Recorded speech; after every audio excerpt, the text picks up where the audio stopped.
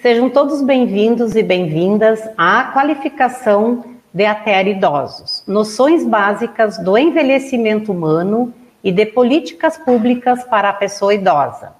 Sou Ivanir Maria Argenta dos Santos, extensionista rural da Emater RS Ascar, responsável pela atividade de ATER Idosos no Rio Grande do Sul. Jussara, a palavra está com você para fazer a apresentação do Dr. Alexandre Kalash. Bem-vindo, Dr. Alexandre. Boa tarde, Ivanir. Boa tarde a todos. Boa tarde aos técnicos da Emater que estão participando deste curso na busca de conhecimento mais específico sobre a pessoa idosa. Para mim é uma grande honra estar aqui mediando a fala do Dr. Kalash, que é carioca, que durante muitos anos, em torno de 40 anos, representou a nós, profissionais da geriatria e gerontologia, representou o Brasil na Organização Mundial da Saúde, ocasião em que ele gerenciou para o mundo o envelhecimento. Retornou ao Brasil e aqui ele criou o Centro Internacional da Longevidade na sua representação Brasil, ao qual ele preside, que nós colocamos lá no foco o link do Instituto com os temas, com artigos, com, enfim, atividades voltadas ao envelhecimento de extrema qualidade. Dr. Alexandre Kalash também representa a HelpAge Internacional, que é uma instituição que apoia ações voltadas ao envelhecimento nos países menos favorecidos em termos de condições, inclusive financeiras. É diretor do Instituto Amigos do Idoso. Eu acho que este foi um dos projetos grandiosos que o Dr. Kalash implementou enquanto gerência do envelhecimento da Organização Mundial da Saúde, que é as cidades amigas da pessoa idosa. Dr. Alexandre Kalash é médico geriatra, recebeu da Sociedade Brasileira de Geriatria e Gerontologia uma titulação como sócio honorífico, exatamente pelo que ele representa para nós brasileiros, para nós profissionais do envelhecimento, como uma figura internacional, e uma figura que vocês vão ver extremamente simples, extremamente humilde, com todo o seu cabedal de conhecimentos. O doutor Alexandre também é um grande amigo e para mim é uma grande honra e uma grande emoção poder estar aqui fazendo a mediação. Alexandre, seja muito bem-vindo, e nos próximos, o doutor Alexandre, logo em seguida da sua fala, terá que sair por um outro compromisso, mas, enfim, a palavra é contigo nos próximos 40 minutos. Um abraço, seja bem-vindo, amigo. Muitíssimo obrigado, Jussara, por sua gentileza, por suas palavras tão cordiais e meu agradecimento a esse convite, que muito me honra. Eu só sinto uma pena enorme de não estar aí no Rio Grande do Sul, porque a gente chama de live, mas, na verdade, não tem nada de live, né? A gente entra e sai de lives e depois fecha o computador e está sozinho. Falta aquele abraço, falta aquele calor humano que vocês gaúchos são mestres em oferecer tantas e tantas vezes que eu tive o privilégio de conhecer o estado, não só Porto Alegre, mas várias outras cidades. E aqui estou. Aqui estou e já lhes digo uma coisa muito importante. Eu não estava programado para estar aqui. Quando eu nasci, a expectativa de vida no Brasil era de 43 anos. A maioria da minha geração, já se foi. Hoje, um bebê, ou melhor, em 2019, porque a pandemia causou uma perda de esperança de vida acentuada, sobretudo para os negros, os pobres, os quilombolas, os povos indígenas, os marginalizados, os que vivem na rua, muito maior do que aqueles que têm o privilégio, como eu, de ter suportado, sim, a pandemia em isolamento físico, mas não social, no conforto do meu apartamento, em Copacabana, olhando para o mar. Mas quantos que vivem em becos e de suas janelas, quando há, eles só veem a meio metro a parede mal conservada de um outro casebre. Eu vou falar de desigualdades, é impossível deixar de. Mas antes eu vou falar de demografia, ciente que nossa grande especialista, amiga querida, dileta, como Jussara é, Ana Amélia Camarano, estará falando com vocês e apresentando dados baseados em suas pesquisas no IPEA. Ela é a mestra em demografia social e economia. E outros grandes nomes que vocês vão ter, como a Vânia Edia, com Newton Terra, enfim, vocês vão ter um programa de excelente gabarito. Jussara, eu sou uma opção de coisa, mas não sou geriatra. Eu sou médico gerontólogo. Minha especialização é em saúde pública, políticas, não no exercício da prática clínica, que é o que caracteriza um geriatra. Então, o meu saber está muito mais voltado para essa experiência que eu tive a oportunidade de acumular ao longo de uma vida longa, podem ver, voltada para longevidade desde 1975, quando eu fui para a Inglaterra e lá fiz meu mestrado, meu doutorado. Trabalhei na academia ao longo de 20 anos, 75 até 95, quando eu fui para a Organização Mundial da Saúde, como diretor do Departamento de Envelhecimento e Saúde em Genebra. E por lá fiquei 13 anos, e desde que saí, minha vida é um pouco parapatética. Eu tenho minha casa no Rio, em Londres, também lá moram os meus filhos, meus netos. Sou professor também na Espanha, na Escola de Saúde Pública, eu tenho minha casa em Granada, mas vivi entre Dinamarca, Nova York, Austrália, Nova Zelândia, Espanha, França, Genebra, de forma que eu pude realmente acumular uma visão global do que é o envelhecimento.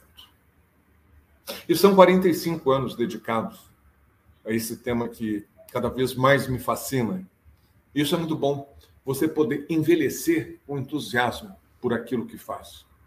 Coisa que tantos brasileiros não podem, porque tiveram condições de trabalho precárias, que não puderam alimentar o sonho de você ter entusiasmo nem pelo que fez antes, nem tampouco agora, nesses anos mais de vida que lhes restam. Talvez anos, mas menos vida a esses anos. E é uma das coisas que, uma mensagem central, nós precisamos colocar não só anos mais à vida, mas mais vida aos anos. Eu vou fazer um exercício com vocês. Eu queria que vocês fechassem os olhos. Fechem os olhos. Imaginem o que vocês estarão fazendo na noite daquele dia especial que vocês completam 75 anos.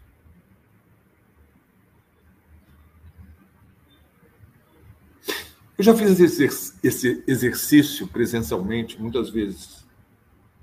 E eu sei que uma grande maioria se vê celebrando com seus amigos, com seus familiares, uma noite de festa. Eu sei também que alguns estarão, talvez, contemplando a vida, olhando para o mar, olhando para o campo.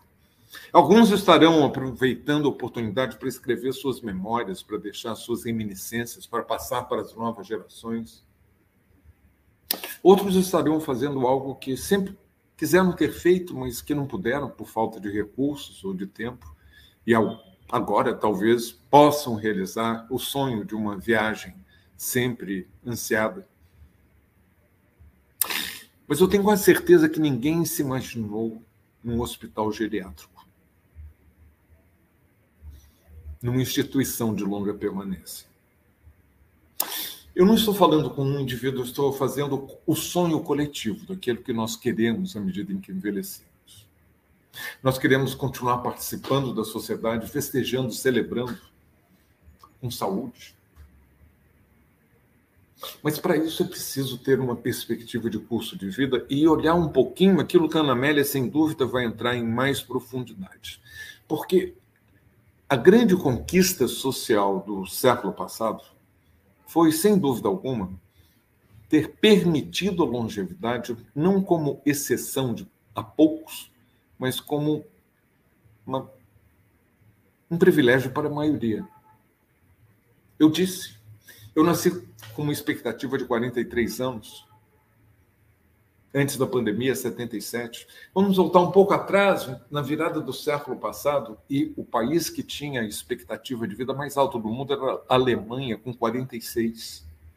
Hoje nós não temos nenhum país que tenha uma expectativa de vida tão baixa quanto a Alemanha, há 121 anos. Olhem que coisa revolucionária, por isso que eu chamo de revolução da longevidade. Nunca na história da humanidade isso se passou. E revolução o que é? É algo que se passa de súbito numa determinada sociedade e que, a partir daí, a sua sociedade não será a mesma. É uma revolução.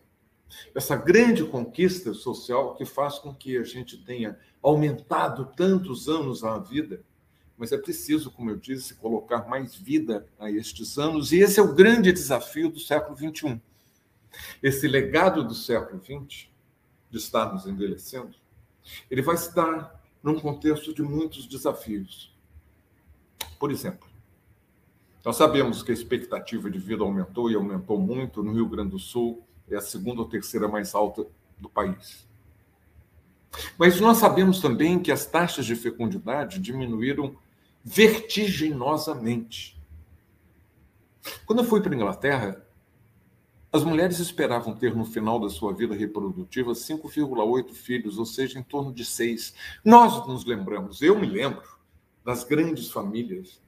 Minha avó tinha 13 irmãos, meu avô tinha 17. Eram famílias estendidas, se reuniam sempre. Cada almoço de domingo, na casa do meu avô, em Belo Horizonte, era como se fosse uma festa. E várias gerações estavam ali juntas. Hoje, a família é nuclear. É o pai, mãe e os filhos. Muitas vezes falta o pai. Num país onde a violência mata mais os homens, em que os homens estão mais nas prisões, muitos divórcios, famílias fragmentadas, cada um mora num canto. Então, quando a gente fala, o cuidado é na família, que família? Será que a gente está sonhando com aquela família do passado? Ou será que a gente não está, hoje, contextualizando uma família que não é igual àquela da minha infância? As taxas de fecundidade no Brasil caíram de 5,8 para chegar no ano 2000 ou antes, abaixo da reposição. Porque se um casal não tem 2 filhos, esse casal não vai se repor. Aquilo que a gente chama de pirâmide demográfica, ou seja, coloca como se fosse uma pirâmide, as bases bem largas, muitas crianças, muitos adolescentes, adultos jovens, e lá em cima, no topo da pirâmide, nós temos as pessoas mais velhas. Era piramidal quando eu era um estudante de medicina, em que 4% da população tinha mais de 60 anos. No meu tempo, não de vida, no meu tempo já como estudante de medicina. E essa pirâmide, ela está fazendo isso. Ela está largando o topo, com cada vez mais pessoas idosas, e as bases estão cada vez mais estreitas, porque já há mais de 20 anos nascem menos bebês, que resulta em menos crianças, que vai resultar em menos adolescentes, e, óbvio, daqui a pouco tem menos jovens adultos. No ano 2042, a população do Brasil vai começar a encolher. Nós ainda estamos crescendo a população porque as mulheres que nasceram nos anos 80, 90 ainda estão tendo filhos. Mas quando essa geração, que ainda vinha de uma taxa de fecundidade mais alta, quando essa geração, essa coorte de mulheres termina a sua vida reprodutiva, em torno de 2040, 2042, nós vamos encolher a população como um todo. Porque uma população só pode crescer quando você tem mais nascimentos do que mortes. Ou você lança a mão daquilo que o Rio Grande do Sul se beneficiou no passado, de imigrantes. Nós não temos mais capacidade de atrair imigrantes, pelo contrário. Nosso contexto de pobreza, de desigualdade, de falta de esperança para os mais jovens está fazendo com que os brasileiros queiram sair. É triste dizer isso, mas 2/3 dos brasileiros entre 15 e 24 anos têm um sonho, sair do Brasil. Isso é doloroso, porque o nosso país entrou num círculo vicioso de décadas perdidas, de falta de esperança, dos nenéns, de jovens que nem estudam nem trabalham. 1/3. Eles não poderão envelhecer bem. Eles não estão vivendo bem na idade adulta, não estão tendo oportunidades. Como é que você espera que, de repente, façam 60, 65, 80 anos e estejam bem? Não, a conta não fecha. E nem tampouco eles poderão ser bons cuidadores dos seus pais, dos seus avós. Pelo contrário, quantas vezes eles dependem da avó, do vô, para poder tomar uma cerveja, encontrar um amigo. E quando aquele vô e a avó morrem, como morreram agora 600 mil, amanhã marcaremos 600 mil mortes pela Covid, desnecessariamente. Não era para ter sido assim. Faltou, sim, letramento científico, letramento para a saúde. Faltou mais, gente. Faltou decência, políticos roubando, tirando recursos que eram para ir para os hospitais de campanha, para respiradores artificiais. Aqui no Rio foram montados 7 hospitais de campanha, um funcionou por 2 meses. 7-1. Mas nós não estamos falando de Copa do Mundo, do Brasil perder vergonhosamente para a Alemanha de 7-1, nós estamos falando de vidas que foram roubadas, ceifadas, porque autoridades não tiveram a decência de enfrentar uma pandemia como ela deve ser enfrentada, e por isso o Brasil hoje tem o 2º número maior de mortes, abaixo dos Estados Unidos, que tem uma população muito maior e muito mais envelhecida. Porque se nós tivéssemos a composição etária dos Estados Unidos, nós estaríamos com 1 milhão ou mais de pessoas mortas. Cada um que morre deixa uma família, deixa amigos, deixa gente sem avô, sem avó, deixa gente sem tio, deixa gente também sem neto, porque não são só os que têm mais de 60 anos que morreram, 70% sim, mas quantas perdas de vida, e a gente não pode nem manifestar o luto, porque é um sinal de fraqueza, porque as mortes foram silenciadas, abafadas. Eu perdi minha mãe, não por Covid, mas no contexto. Nem pude ir ao seu funeral, aquela que foi a minha rainha, centenária. Quem que podia imaginar que assim seria para uma mulher que nasceu no ano da gripe espanhola e que terminaria sua vida em plena pandemia da Covid? Silenciada, só 2 netos numa cremação rápida. Isso tudo faz sofrer. Isso tudo faz com que a gente tenha que ter a dimensão humana de saber que nós estamos traumatizados coletivamente, mesmo que haja negacionismo. Não pode sofrer, não pode chorar, não pode ter... Seja homem. Você não pode manifestar a sua dor.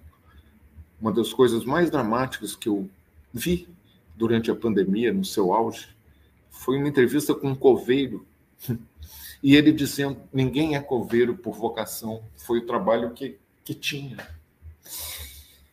E é triste. Mas antes, pelo menos, quando eu enterrava alguém, eu tinha o choro das famílias, dos amigos, os abraços, eu assistia aquilo, de alguma forma, também era acalentado. Hoje não. É um enterro silenciado. isolado, só. Um ou dois familiares presentes. Isso tudo traumatiza uma sociedade. E quando essa pandemia terminar, seremos nós, os idosos, que são os mais frágeis, não há dúvida. Em toda crise, são sempre os muito jovens ou os muito idosos que sofrem as consequências numa canícula, num terremoto, numa guerra, numa tempestade de neve, numa seca, numa pandemia. Mas quando termina, e eu sei porque, enquanto diretor da Organização Mundial da Saúde, nós fizemos 16 estudos observando exatamente quem eram as grandes vítimas dessas crises, dessas emergências. E sempre o idoso era entre os mais vulneráveis, mas também entre os mais resilientes. Porque nós já passamos por poucas e boas. E a nossa voz acalenta, abraça, traz um bálsamo. Nós podemos ver a luz no final do túnel. E nós viremos para cumprir a nossa missão. De acabado tudo isso, poder colocar de novo um pouco de paz numa sociedade traumatizada que já está pensando no carnaval. É como se todo mundo tivesse pressa e quisesse viver para a pressa e quisesse voltar para essa pressa.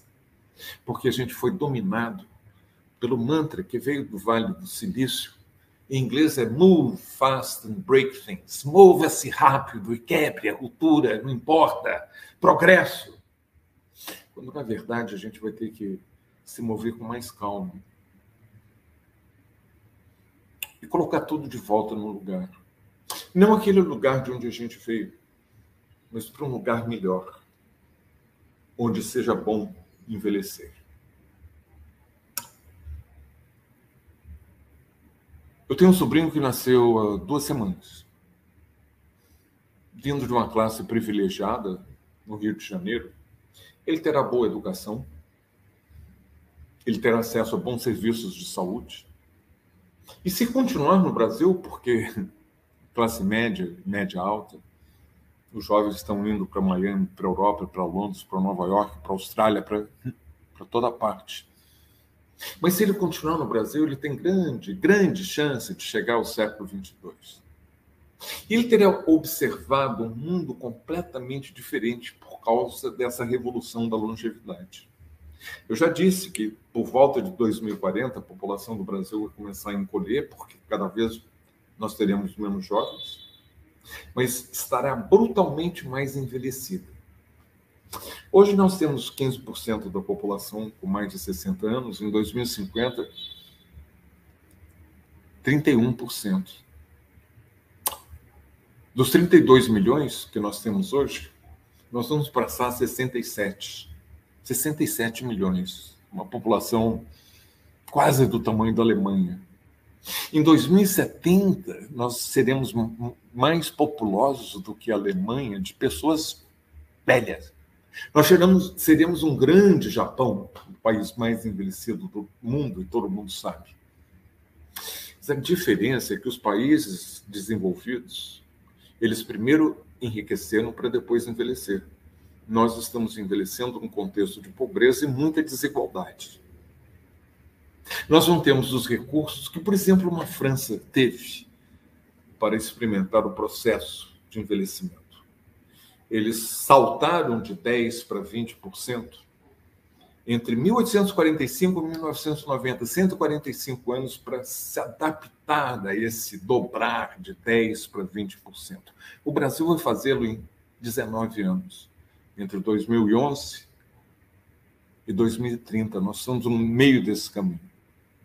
Nós vamos fazer em uma geração o que à França foram necessárias 6, 7. Esse é o grande desafio do país. Como se adaptar, como desenvolver as políticas, sabendo que aquela família já não existe, que as mulheres, felizmente, entraram para o mercado de trabalho, porque são também fontes de renda para suas famílias.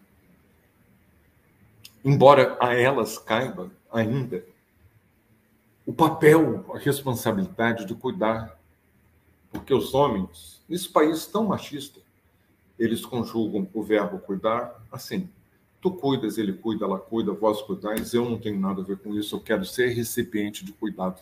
A conta não fecha. Meus prezados pares homens, cai a ficha. Vocês vão ter que passar a cuidar mais.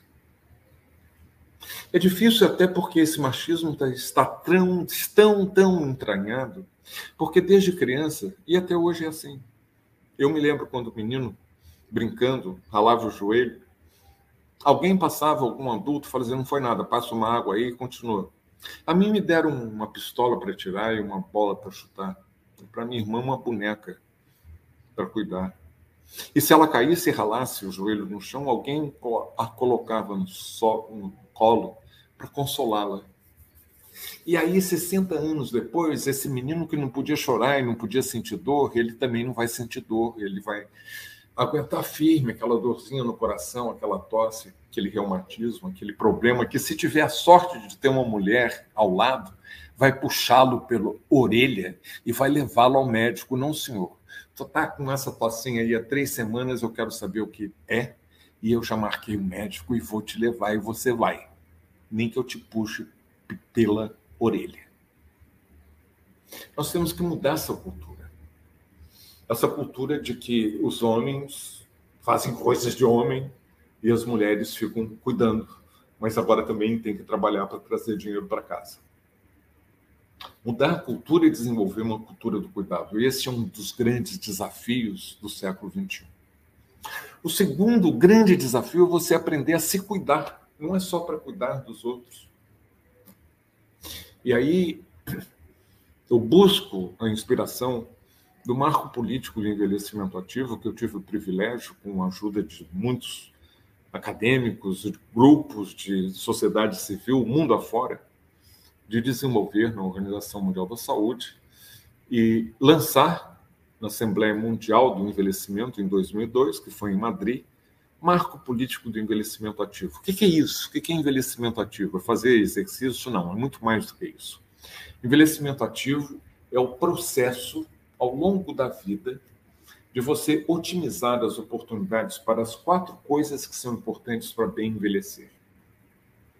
Otimizar as oportunidades para a saúde, para adquirir conhecimentos, para participar da sociedade, mas também otimizar as oportunidades de estar protegido, de ter a segurança de que você não vai ser abandonado no final da sua vida, porque sempre foi e sempre será o horror da velhice. Não saber, no mínimo, que você tem um teto em cima da cabeça, comida na prateleira e um pouquinho de dinheiro no bolso, nem que seja para pagar os medicamentos. Ou mais, pagar a internet para o neto estudar, pagar a conta do bujão do gás para a família cozinhar. E quantas famílias, das mais pobres, a Ana Amélia vai falar sobre isso certamente, que tem na renda do idoso a única renda regular que sustenta toda aquela família. Então, esses pilares da saúde, de conhecimentos, da participação social e de ter segurança, elas dependem não só do seu esforço pessoal, mas também de políticas, e que não sejam políticas do governo do dia. Porque, por exemplo, esse eu acho que não está interessado. Do Estado, da cidadania. Direitos que estão na Constituição, mas que não são observados. Direito à saúde. Está lá na Constituição e salve o SUS, porque se não fosse o SUS, essa tragédia humana que foi a Covid teria sido muito pior. E o plano era desmantelado, desde a administração anterior. Pelo menos, talvez isso a gente deva, como dádiva da pandemia, valorizar o SUS. Porque 83% das pessoas idosas dependem única e exclusivamente do SUS para os seus cuidados de saúde. E o SUS aguentou firme. E ainda está cuidando. Como é que eu posso traduzir esse marco político à prática? Eu, quando falo com pessoas leigas, não profissionais, eu digo, vocês têm que acumular os recursos, coloco mesmo os capitais, para as 4 coisas essenciais para você ter qualidade de vida à medida em que envelhece. Seja qual for a idade. O primeiro capital que você tem que acumular é o vital, a saúde. Isso vai depender de estilos de vida que você abraça ou não. Estilos de vida como, por exemplo, a dieta. Uma dieta saudável. Se vocês quiserem que eu coloque em miúdos de uma forma prática, bote mais cor no seu prato. Aquela dieta que o brasileiro gosta, toda branca, de arroz branco, de farinha, de cachaça, de sal, de açúcar. Vamos substituir com mais cores, porque aí virão as frutas, os legumes, as verduras. Vocês até fazem melhor do que o resto do país, até porque o clima os ajuda e a cultura que vocês herdaram, trouxeram de povos do Mediterrâneo ou da Alemanha, o princípio de uma alimentação mais sadia do que torresmo. Porém, come brócolis. Mas, doutor, eu não posso comer brócolis, porque se eu gastar o dinheiro para comer brócolis na primeira semana do mês, eu não vou ter dinheiro para comprar açúcar e farinha na última. Então, faça exercício, porque isso também é estilo de vida. Mas eu não posso ir para a academia. Não estou mandando você ir para a academia, ficar sarado. Eu estou falando para você fazer caminhada. Uma caminhada, doutor, onde eu moro, não tem calçada. É um bairro periférico. E eu chego tão cansado do trabalho. Eu pego um transporte público terrível, massacrante, nas grandes cidades. 1h30, 2 horas para chegar no trabalho, depois eu trabalho. Quando eu chego, ainda tenho que fazer hora extra, porque o colega não veio, e se eu não fizer, eu perco o emprego. E depois eu volto para casa no mesmo transporte, e aí o senhor vai me dizer, vai caminhar? Vai fazer uma corrida? E aí já está escuro, não tem iluminação, não tem calçada, tem buraco. E se for mulher, pior ainda, porque tem violência. Ou tem bala perdida. Eu moro no Rio de Janeiro, tem que ser realista. Então, as oportunidades que são criadas não são favoráveis à saúde. E eu venho de uma escola da promoção da saúde, da Carta de Ottawa, da Organização Mundial da Saúde, da promoção da saúde, que diz que saúde é criada no contexto do dia a dia. Onde você mora, onde você trabalha, como você se locomove, como você se diverte, como você ama. Aí é criada a saúde. A gente vai precisar de profissionais da saúde para poder remendar aquilo que foi estragado antes. Até porque os profissionais da saúde não aprendem muito sobre promoção da saúde, eles querem curar a doença, mas, meu querido doutor, o senhor não vai curar essa doença crônica de uma pessoa que tem 72 anos ou 85, só vai cuidar para que ela possa conviver com essa doença e fazer o possível para que, mesmo com a mazela já instaurada, uma hipertensão que se instaurou aos 35 anos não se transforme num derrame aos 58, porque a gente sabe que o grande fator de risco para ter o derrame é a pressão alta.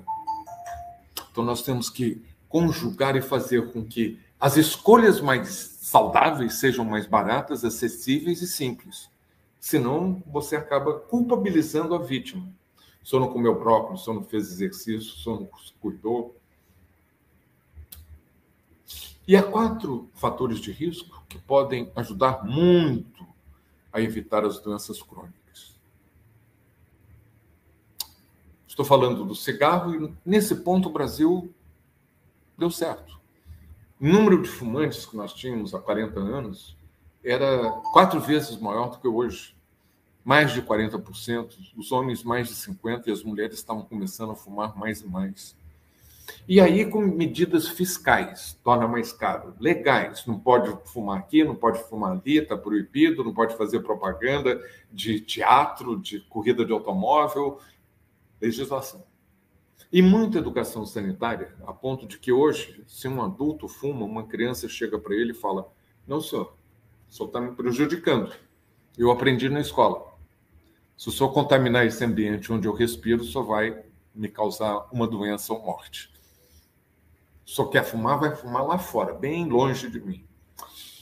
Isso fez com que a gente tenha baixado hoje a proporção de fumantes no Brasil a menos de 10%, que é metade do que os canadenses ou espanhóis ou holandeses fumam. Nesse ponto a gente deu certo.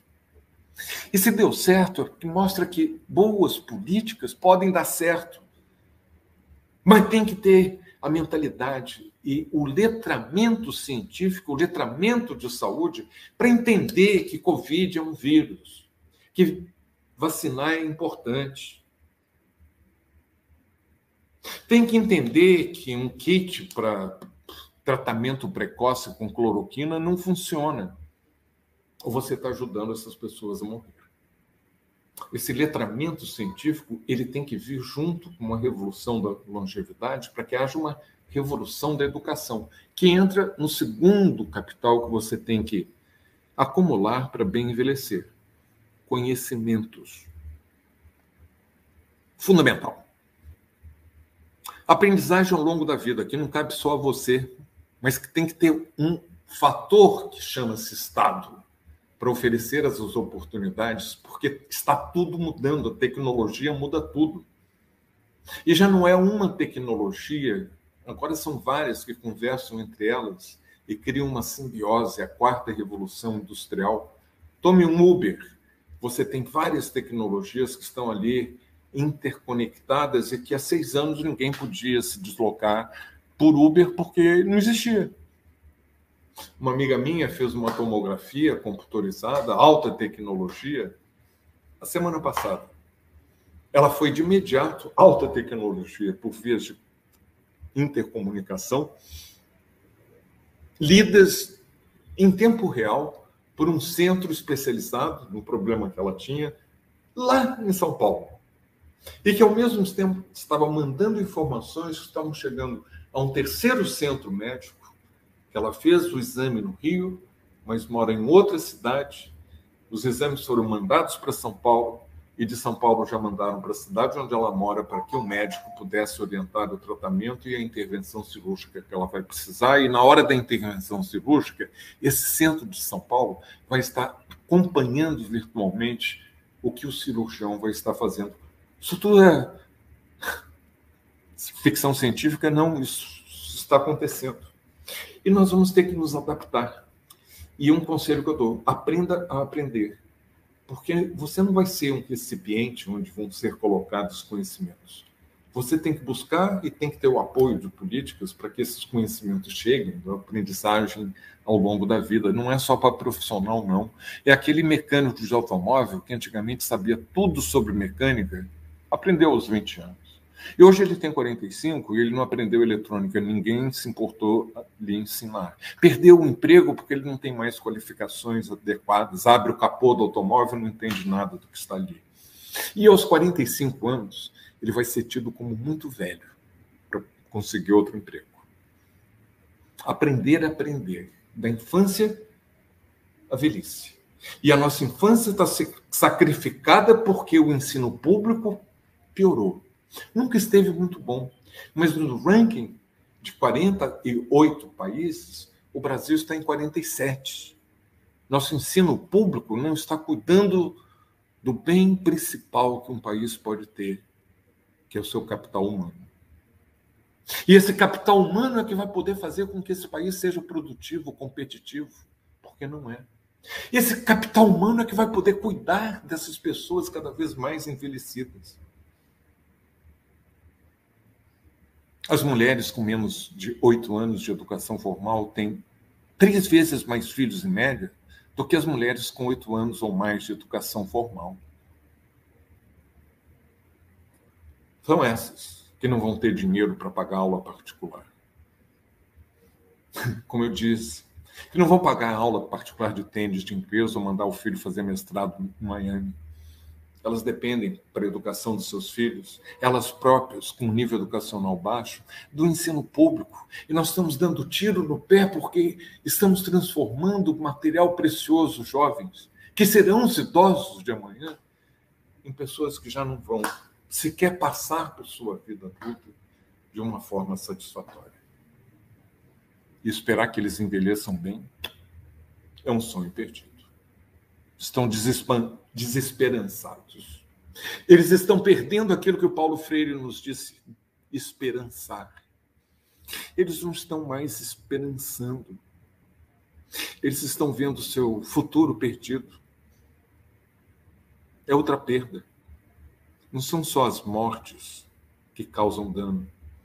São as outras perdas, perdas de trabalho, perdas de oportunidades, perdas de sonhos.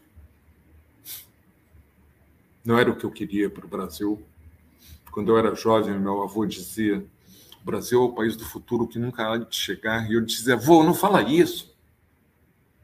E hoje, eu com a idade dele, me arrepio. E fico pensando: mas vô, será que o senhor tinha razão? Será que se justifica que 56% da população brasileira viva em insegurança alimentar?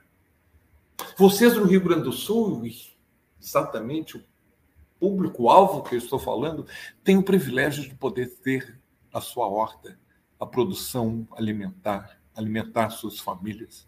Mas não é assim que se vive no Brasil afora. Certamente não aqui a 300 metros de onde eu vivo, numa favela que mal tem lugar para poder sair com segurança e botar o pé no chão, porque tem um esgoto, uma vala aberta. Um país onde você pode ter um smartphone na mão e o pé no esgoto.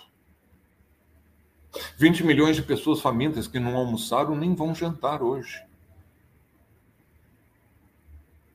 E um dos grandes produtores de alimentos, alimentando os porcos da China, mas sem capacidade de alimentar a sua população. Isso não é segredo. E não é receita para bem envelhecer. E aí passemos ao terceiro capital que você tem que acumular, o capital social. Você não sabe quando é que você talvez precise ser cuidado. Você já pensou em quem vai lhe cuidar? Então seja mais leve, seja um adulto menos ranzinza. Adulto ranzinza ninguém gosta. Mas velho ranzinza ninguém atura. Tenha mais otimismo, leveza, procure trazer as pessoas, procure conectar-se com as novas gerações. Tem um propósito, e esse propósito pode ser exatamente de fazer com que essas pessoas mais jovens possam ver em você um mentor, alguém que lhes inspire. E num país com tantas desigualdades, abrace uma causa. Isso é ter uma missão. Deixar um legado de alguma coisa boa que você fez para a sua sociedade, para a sua comunidade, para a sua família, para você próprio. Capital vital, saúde. Capital de conhecimentos, capital social. E para quem tiver a fortuna de fazer um pé de meia, pense nisso, porque aquela pensãozinha só não vai dar conta do recado. É uma balela dizer que quando a gente envelhece a gente precisa de menos, porque muitas vezes a gente vai precisar de mais. E membros da família talvez precisem de você como arrimo. Se puder, faça economia. Mas, meu Deus, está tão difícil, desemprego, nunca teve tão alto. Pessoas desalentadas que nem emprego buscam. E outros que gostariam de trabalhar mais para ter mais renda, mas que não podem. Não encontram oportunidade, vão ser empreendedores. Agora é a palavra da moda, viraram empreendedores. Ex-empregadas domésticas que vão fazer docinho para vender na rua são empreendedoras. Aquele que tinha um emprego formal e que caiu fora vai vender pipoca na esquina, empreendedor, microempreendedor. Não é receita para bem envelhecer. E, finalmente, eu quero falar de outra pandemia que nós estamos vivendo, que é a pandemia do preconceito, do idadismo. Cícero, há 2000 anos, nos avisou. Não há nada de errado com o envelhecimento, nem com a velhice. O que há de errado é a nossa atitude em relação. Ele também disse uma coisa profunda. Naquela Roma em que se esperava viver 30 anos, essa era a expectativa de vida de Roma. E ele alertou. O jovem tem diante de si o desafio de talvez envelhecer. Ele não sabe se vai. Nós já envelhecemos. Nós já demos certo. O velho é o jovem que deu certo. Então, nós vamos ter que combater esse idadismo. Primeiro, através do nosso cuidado, para que a gente possa envelhecer bem. E tudo que eu falei de acumular os capitais, tem outro mantra aí para vocês. Quanto mais cedo você se prepara para a velhice, melhor.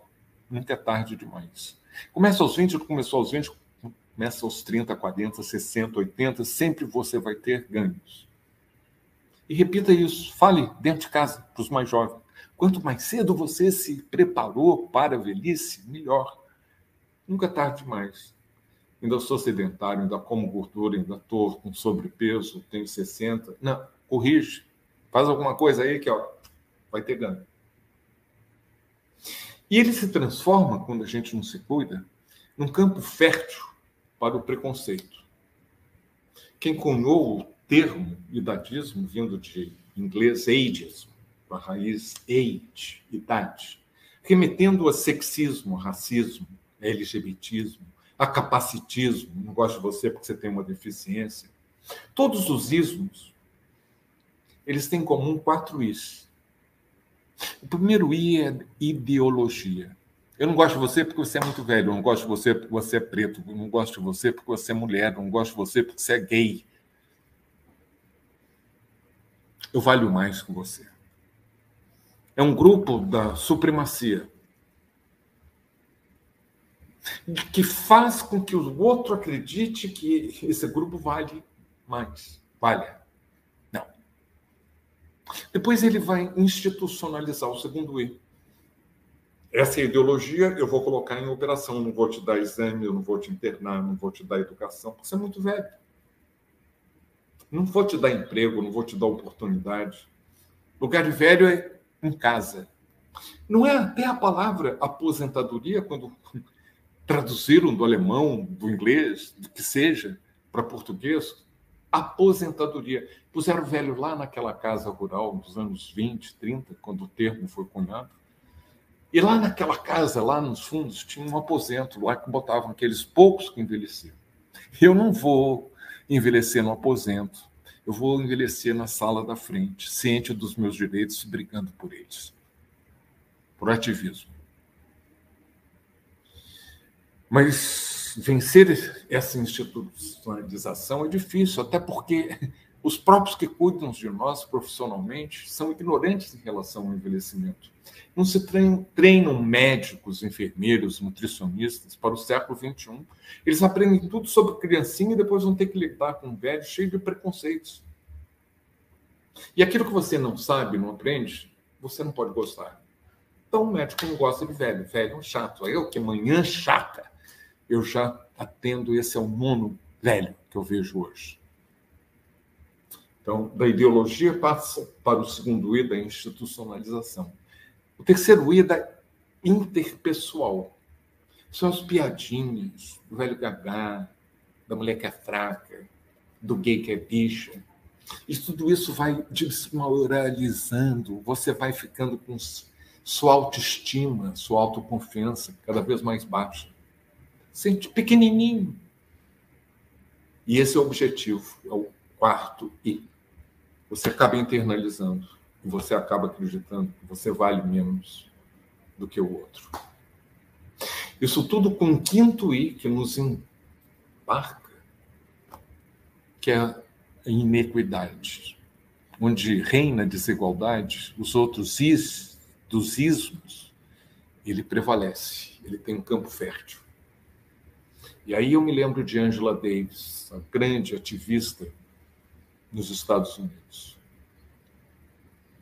Não basta não ser racista, você tem que ser antirracista. Não basta não ser idadista, você tem que, através de muita reflexão, discernimento, autoeducação, examinar-se, ter essa reflexão para poder arrancar esses botões que são colocados pela sociedade, a cultura onde a gente vive, para deixarmos de ser racistas, para deixar de sermos idadistas, sexistas, LGBTistas, capacitistas. Só assim a gente vai poder usufruir de uma qualidade de vida não só para mim. A minha é boa, mas eu quero que essa qualidade de vida seja estendida a mais pessoas idosas. E, sobretudo, se eu estou falando para pessoas mais jovens, para vocês. É para vocês. Essas palavras não são já para quem tem 76 anos. O que eu sonho é que vocês possam, coletivamente, usufruir de uma velhice que valha a pena ser vivida. Muito obrigado.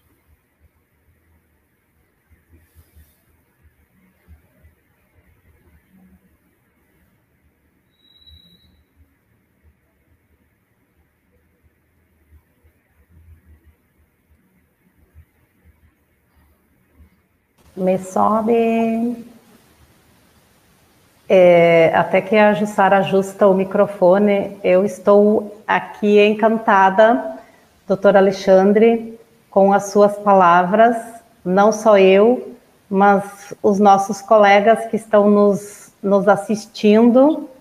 A Ju chegou, eu vou deixar para ela fazer os comentários dela, depois eu complemento com os meus. Toquei no botão errado, desculpem. Mas eu dizia que ouvir o Dr. Kalash é sempre um grande prazer, né? Porque essa fala, essa reflexão que o Kalash trouxe hoje, bateu para mim num dos princípios que eu acho, assim, poéticos da Política Nacional do Idoso, que diz que a velhice não é um problema dos velhos, a velhice é um problema de todos nós, de toda uma sociedade. Essas reflexões que o Kalash trouxe, elas mostram exatamente isto, né? O envelhecimento, ele é um processo, né? Que depois que inicia, a gente não tem como parar, a não ser que a gente cesse a vida, né? Que as diferenças que ele tem estão justamente, né, nas condições em que os indivíduos oferecem e criam para esse envelhecimento, mas especialmente face às condições que a sociedade oferece, né, que a cultura oferece para essas pessoas envelhecerem, né? E no nosso país, envelhecer realmente é muito difícil, né? Acho que não aquele, e aí isso seria um idadismo, né? Não o desprezar, desvalorizar, menosprezar, enfim, invisibilizar, né, as pessoas idosas, mas não oferecer as condições, as oportunidades necessárias para que essas pessoas vençam as dificuldades que culturalmente, que educacionalmente nós oferecemos, né, nós ofertamos ou deixamos de oferecer para grande parte, quase metade da nossa população, né? Nos faz refletir muito, né? Do quanto nós precisamos, do quanto vocês, né, alunos deste curso, podem e devem contribuir para que a gente consiga mudar um pouco, né, desta cultura e deste momento, desta condição, desta situação, né? Agradeço muito, mais uma vez, Ivanir, a oportunidade de estar aqui, agradeço essa oportunidade do encontro com o Kalash, Agradeço, Kalash, a tua disposição, agradeço as reflexões que tu nos trouxestes, e vou devolver a palavra para Ivanir com a seguinte frase, né, que para mim é fundamental, sempre foi fundamental, e tão simplesmente tu a colocaste, né? O quanto nós todos precisamos aprender a aprender. Amigo, um grande abraço. Ivanir, a palavra está contigo. Jussara, agradeço também por você ter aceito esse convite de fazer a mediação desta aula com o teu amigo, uma pessoa tão especial, e não conhecia pessoalmente, mas já o estudava, seu conhecimento. Dr. Kalash, eu agradeço a disponibilidade do senhor, que nos fez refletir a respeito do envelhecimento. E nós só tivemos comentários positivos dessa grande reflexão, dessa sua fala, nos comentários dos colegas. Com certeza, isso vai contribuir, sim, para o trabalho da Extensão Rural do Rio Grande do Sul, e que realmente possamos usufruir de uma velhice que vale a pena, e transmitir essa velhice que vale a pena para os nossos assessorados, os nossos assistidos do meio rural. Porque nós, a partir da concepção, já envelhecemos. Cada dia que passa da nossa vida, cada momento, cada segundo, a gente envelhece. E como o senhor já disse, que só prova da velhice quem chega nela. E o prazer de sentir o envelhecer é de quem realmente chega à velhice. Então, agradeço imensamente, foi um prazer. Eu estou muito emocionada de ter o senhor aqui conosco, de ter ouvido essa sua reflexão maravilhosa. Muito obrigada, Dr. Kalash. Não sei se o senhor gostaria de fazer o seu encerramento, sua fala final. Muito simples. Envelhecer é bom. Morrer cedo é que não presta. É só. Só envelhece quem vive. Muito obrigada. Obrigada, um grande abraço. Um grande abraço. A Câmara de Vereadores de Passo Fundo está sempre ao lado da comunidade e, para manter esse compromisso, foi pioneira em implantar o sistema online para as reuniões e plenárias dos vereadores. Projetos importantes já foram votados, como a contratação de mais profissionais para a área de saúde e a aprovação da liberação de R$3.500.000 do orçamento do município para fazer frente ao coronavírus. Foi criado também um fórum permanente para debater sobre a Covid-19. Câmara de Vereadores, a casa dos grandes debates.